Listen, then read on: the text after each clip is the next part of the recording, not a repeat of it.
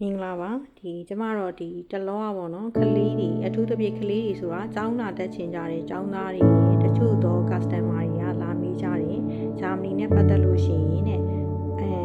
Auschwitz နဲ့တွားချင်ကြတာရှိတယ် student visa တွေနဲ့ရှောက်ချင်ကြတာရှိတယ်အဲ့ခါကျလို့ရှိရင်တချို့ကကြတော့ဂျာမနီမှာဆွေမျိုးတွေရှိတယ်ပေါ့နော်ဆွေမျိုးတွေရှိတဲ့ခါကျရင် blog account ဖွင့်ဖို့လွယ်သလား blog account မဖွင့်ရသလားလို့မေးကြတယ်မေးခွန်းတွေအတွက်ဖြေပေးချင်တာပေါ့နော်အဲ့တော့ဂျာမနီမှာဆိုလို့ရှိရင်ကိုခေါ်ပေးမဲ့သူကဦးလေးပဲဖြစ်စီအတော်ပဲဖြစ်စီသူကကိုခေါ်မယ်ဆိုလို့ရှိရင်ဂျာမနီနိုင်ငံမှာနော်သူကကိုခေါ်ပေးရဲ့အတွက်ကျန်းမာရေးအထွေထွေနေစိတ်စားစိတ်ဒီအကုန်လုံးကိုသူကထောက်ပံ့ပေးပါမယ်သူကတာဝန်ယူပါမယ်ဥပမာကိုကကျောင်းတက်မဲ့ကာလမှာ3နှစ်ဆိုလို့ရှိရင်3နှစ်တက်မယ်ဆိုတဲ့အကြောင်းအရာကိုသူကထောက်ခံပေးမယ်ဆိုလို့ရှိရင်ထောက်ခံစာရေးပေးရဲ့အဲ့ဒီဂျာမနီဘက်ကတော့သက်ဆိုင်တဲ့နေရာမှာသွားပြီးတော့လိုအပ်တဲ့စာရွက်စာတမ်းတွေလုပ်ပါမယ်အဲ့ဒါဆိုလို့ရှိရင်သူကဘယ်ကို blog account ဖွင့်စရာမလိုဘူးဒါပေမဲ့ကိုကကြတော့ blog account ဖွင့်စရာလိုတဲ့သူကကြတော့ Auschwitz နဲ့တွားဖို့လိုလာမျိုးလို့ရှိရင် Auschwitz နဲ့တွားမယ်ဆိုရင်ဒီလုံးဝတော့ ban blog account ဖွင့်စရာမလိုဘူးရိုးတခြားကျောင်းတက်မဲ့ကျောင်းသားတွေအတွက်ပဲ ban blog account ဖွင့်စရာလိုတယ်ပေါ့နော်နောက်ခုကြတော့ခုနောက်ပိုင်းမှာဂျာမနီမှာပေါ့နော်အထူးသဖြင့် logistics တွေ warehouse တွေတခြားသောပေါ့သွားနေကြတဲ့အလုံးနဲ့သွားကြမဲ့သူတွေအတွက်ဆိုလို့ရှိရင် employment ဘက်ကနေပြီးတော့ visa လျှောက်ပေးတာဖြစ်တဲ့အတွက်နော်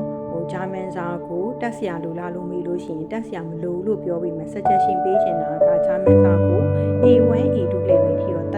်တင်တယ်လို့ထင်နေပေါ့နော်။ဘာကြောင့်လဲဆိုတော့ခုနောက်ပိုင်းမှာ law တွေကယူရိုဘက်က law တွေကတော်တော်များများချိန်ကြတယ်ကွာ။တော်တော်များချိန်ကြတဲ့အခါမှာ embassy တွေမှာသူတို့ကတချို့သော interview တွေကိုဂျာမန်လိုမေးတဲ့တန်ယုံတွေလည်းရှိတယ်။အဲ့တော့ကိုဖြေမဲ့တန်ယုံရဲ့ counselor ကိုပဲလုပ်ထည့်တယ်။ counselor ကသဘောကောင်းတယ်ဆိုလို့ရှိရင်သူကဂျာမန်လိုမေးပဲနဲ့လေမေးပြီးပေါ့နော်ဖြေကောင်းဖြေမယ်။အဲ့တော့တချို့ကကြတော့လေဂျာမန်လိုမေးတယ်ဆိုလို့ရှိရင်ကိုယ့်အတွက်ကဂျာမန်စာကို A1 A2 level ထိတက်ထားတင်တယ်လို့ကျမတို့ suggestion ပေးခြင်းနဲ့အဲ့တော့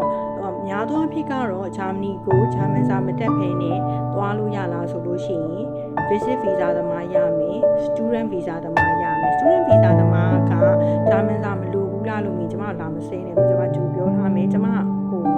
ဘာကြောင့်လဲဆိုတော့ဒီဘက်မှာကျမဂျာမနီဘက်မှာလည်းကျမမှာအမျိုးတွေရှိတယ်ကျမလည်းလက်ရှိနေထိုင်တာမျိုးဘက်မှာနေထိုင်တာဖြစ်တဲ့အတွက်ကိုယ်တိုင်နဲ့ဂျာမနီကိုသွားခဲ့တာပေါ့နော်ခဏသွားလည်နေတာဖြစ်တဲ့အတွက်ကဂျာမန်မှာသူကအင်္ဂလိပ်စကားနဲ့ပြောလို့ရတာတွေရှိတယ်အင်္ဂလိပ်စာမေဂျာနဲ့တက်ပြီးတော့မှကိုကနော် try လို့ရတဲ့အကြောင်းတွေကအများကြီးရှိတယ်အဲ့အတွက်ကြောင့်လို့ဂျာမန်စာတက်ဖို့မလိုဘူးလို့ပဲပြောချင်တယ်ဒါပေမဲ့အခြေခံတော့ A1 A2 တက်သွားဖို့အတွက်ကို suggestion ပေးချင်တယ်။ဘာကြောင့် A1 A2 တက်သွားဖို့လိုတယ်လဲဆိုလို့ရှိရင်ဂျာမနီမှာလည်းဈေးဝယ်တဲ့ခါကြလို့ရှိရင်ဂျာမန်လိုတော့အခြေခံပြောတတ်တင်တာပေါ့နော်။အဲ့လိုမျိုးအချက်လေးတွေရှိတဲ့အတွက်ကြောင့်မို့လို့ကိုကအခြေခံတော့တက်သွားစေချင်တယ်ပေါ့။ဈေးကမ်းပြတာတွေဖုန်းခေါ်ဆိုရတဲ့အခါမျိုးတွေဈေးဝယ်ထွက်တဲ့အခါမျိုးတွေမှာဆိုလို့ရှိရင်တော့ဂျာမန်စာအခြေခံတက်တင်တယ်ပေါ့နော်။အဲ့တော့အဓိကအားဖြင့်တော့သူကဂျာမန်စာမလိုတာတော့များသောအားဖြင့်တော့ခုနပြောသွားလို့ student visa မလိုနိုင်ဘူး tourist visa နဲ့အလဲသွားတဲ့သူတွေမလိုနိုင်ဘူးနောက်ပြီးလို့ရှိရင်အလုပ် visa သမားနဲ့သွားတဲ့သူတွေမလိုဘူး conference နဲ့သွားမဲ့သူတွေမလိုဘူးဆိုတော့အဲ့လိုမျိုးပြန်ပြီးတော့ divide ပြန်ပြီးတော့ခွဲခြားလို့ရတယ်နောက်ခုကျတော့ဂျာမနီမှာကျမအလုပ်လျှောက်ဖို့အတွက်လည်းအကြံပေးချင်တာခုနောက်ပိုင်းမှာဂျာမနီမှာတက်ကြီးရွယ်ဦးတွေကတအားများကြတော့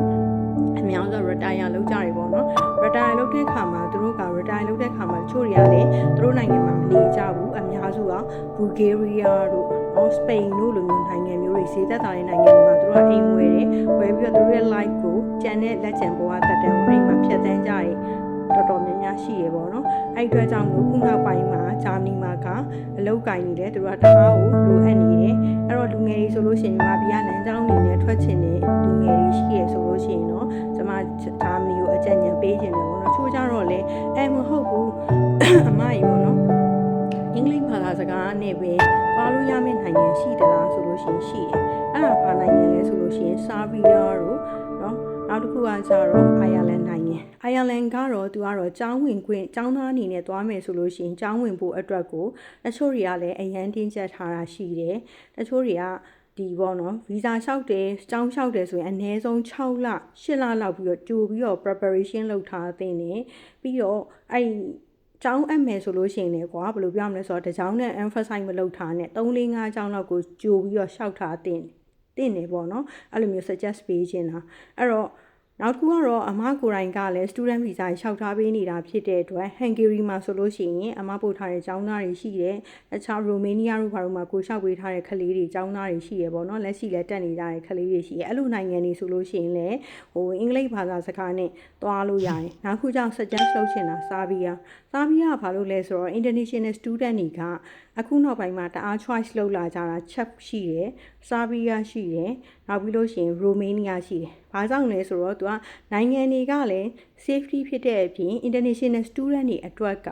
နော်ငွေကြေးသုံးစွဲမှုကကြတော့သူတို့အတွက်ကကြိုက်တယ်ပြီးလို့ရှိရင်အဲ့နိုင်ငံတွေကလည်းကြောင်းပြီးလို့ရှိရင်ကွာအလုတ်အလွယ်တကူပြန်ရနိုင်တာဖြစ်တဲ့အတွက်အဲ့နိုင်ငံတွေရွေးချယ်ခြင်းတယ်ဒါပေမဲ့ကွာအဲ့လိုမျိုးမှမဟုတ်ဘူးဈေးလဲတက်တာချင်းနဲ့ architect တို့ဘာလို့ဆိုလို့ရှိရင်တော့အမအီတလီကိုပဲညွှန်းတယ်ဘာကြောင့်လဲဆိုတော့ဒီ architect ပညာရပ်ကတော့ပြောရမယ်ဆိုလို့ရှိရင်ဒီ Europe မှာဆိုလို့ရှိရင်ဒါတော့ကိုယ့်ရဲ့သဘောကျမှုပဲပေါ့နော်ပြောရမယ်ဆိုလို့ရှိရင်အမသဘောကျအီတလီရှိရယ် Belgium ရှိရယ် Spain ရှိရယ်ပေါ့နော်အဲ့လိုမျိုးလေးဒါတော့ကို choice နဲ့ကို choice နဲ့ကို life နဲ့ပဲလို့ပြောရမှာပေါ့ကိုကြိုက်တာတော့ကိုယ့်အနေကိုပြန်ပြီးတော့ပြန်ရွေးချယ်ပေါ့နော်အဲ့တော့ခုနဆာဘီယာအကြောင်းဆက်ပြောခြင်းနဲ့ဆာဘီယာတို့ချက်တို့ကကျောင်းသားတွေကပြီးလို့ရှိရင်အလုပ်လည်းပြန်ရကြတာများတယ်ဖြစ်တဲ့အတွက်ဒီဆာဘီယာနဲ့ဒီချက်ကိုတော့အားပေးတယ်ပေါ့နော်ချက်မှာဆိုလို့ရှိရင်လည်းအခုက warehouse နဲ့ပတ်သက်တဲ့အလုပ်တွေအဲ့ဒါတွေကစားရှိတယ်ရှိတော့အမားတို့ရှိမှာဆိုလို့ရှိရင်တိုးဗီဇာလည်းလျှောက်ပေးတယ်အမတို့ sorry 2019လောက်ထဲကဒီ visa service ကိုလုပ်လာတာဆိုတော့အခုလက်ရှိမှာအမတို့ work visa နဲ့ပတ်သက်တာတွေလည်းလုပ်ပေးတယ်ဆာဘီယာမှာဆိုလို့ရှိရင်လည်းဒီအလုပ်ကိုင်တွေကပေါ်တယ်ပေါ့နော်ပေါ်တယ်ဆိုတော့ဘာကြောင့်ပေါ်တာလဲဆိုလို့ရှိရင်ခုနောက်ပိုင်းဒီ international ပြဿနာတွေအကြောင်းမို့လို့သူကဒီ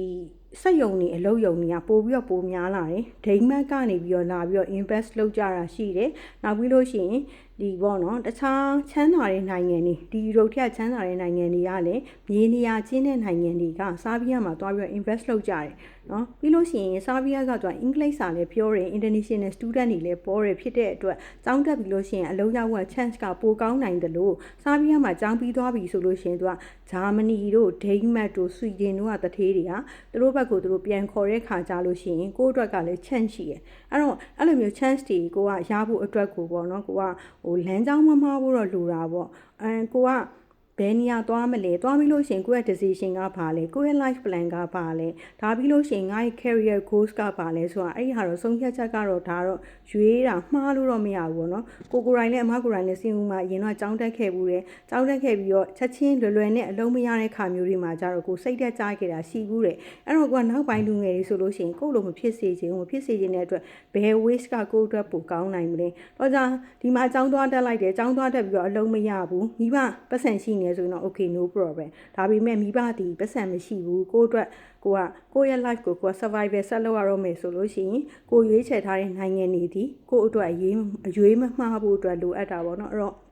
အခုချိန်မှာတော်တော်များများလွယ်နေကြတာလေနိုင်ငံခြားကိုထွက်လို့ရလွယ်နေရလဲ student visa နဲ့ work visa ပဲလက်တလုံးရှိကြတာဒါမြန်မာပြည်ကအများစုသိကြမှာပေါ့နော်အဲ့တော့ဒီ student visa နဲ့ပတ်သက်တယ်ဆိုလို့ရှိရင်အချိန်ရွေးလာပြီးတော့စုံစမ်းတိုင်ပင်လို့လည်းရတယ်เนาะနောက်ခုကျတော့ work visa နေနဲ့ပတ်သက်ပြီးရဆိုလို့ရှိရင်လည်းစုံစမ်းခြင်းနေဆိုလို့ရှိရင်လည်းအမတို့မှာဒီ Europe နဲ့ပတ်သက်ပြီးတော့ work visa တွေအစုံရှိရတဲ့အတွက်အမတို့လာပြီးတော့မေးမြန်းစုံစမ်းလို့ရပါတယ်အားလုံးတော့မြန်မာနိုင်ငံလူနိုင်ငံသားအပေါင်းတို့အဆင်ပြေပြီးတော့အောင်မြင်ဆင်ပြေကြပါစေလူငယ်မျိုးဆက်တွေလည်းနိုင်ငံရဲ့ခြားနေပြီးတော့ကိုယ်နိုင်ငံကိုတစ်ချိန်ကြားလို့ရှိရင်ပေါ့နော်ပြန်ပြီးတော့ပညာမျှဝေနိုင်တဲ့လူမျိုးတွေဖြစ်ကြပါစေလို့အမတို့ suggest လုပ်ပါရရှင်